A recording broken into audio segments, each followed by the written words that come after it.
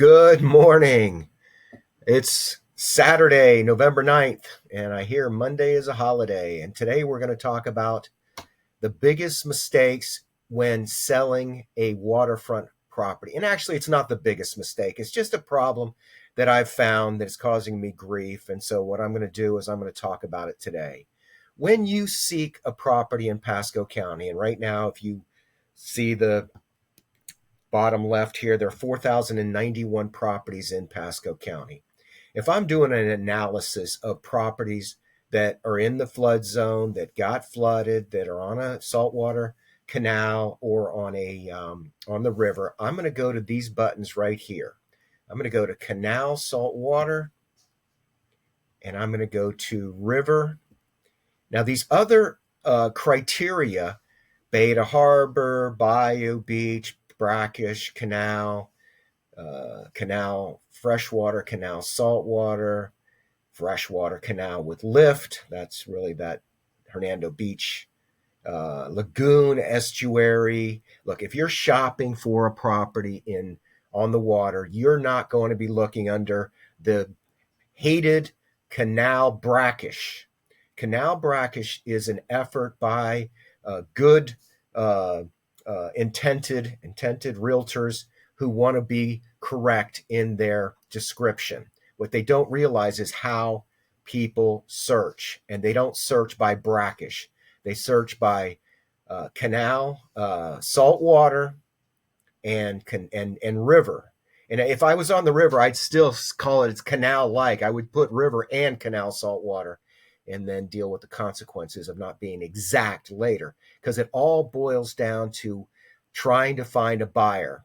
And what we're going to do right now is I'm going to narrow this down to single family residences, which is what I've been doing most of my analysis on, and on manufactured and mobile homes. There are 78 properties that fit this criteria if you're shopping.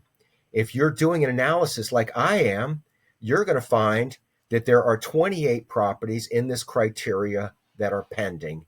And then for me, everything is about what happened since the hurricane. And we're about 47 days out of the hurricane. And there have been 21 properties in this criteria. Well, here's the problem. This criteria is not where all of these homes are. I have found this morning that there are 17 properties that have canal brackish. There are 2 in Edgewater Gardens, and they should be creek and canal saltwater. There's a Gulf Harbors condo that says canal brackish. It should say canal saltwater. In Signal Cove, there is 1 property that should say canal saltwater. In Sunnybrook, it's not a canal, it's a pond.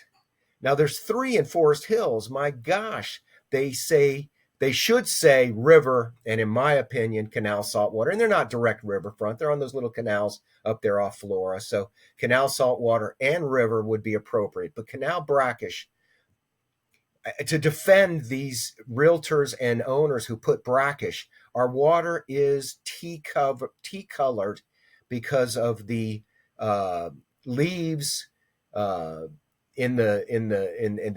turn the water to look like tea, but it's still salt water. All right, Beacon Woods should say creek. There's 2 in Aloha Gardens that should say lake or chain of lakes. There's a Point Pleasant condo that should say river and canal saltwater, and it should not say canal brackish. That one's been on the market for a very long time.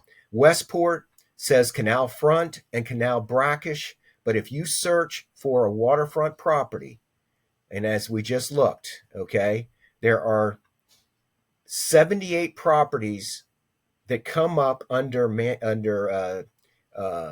canal saltwater for single family homes and manufactured homes.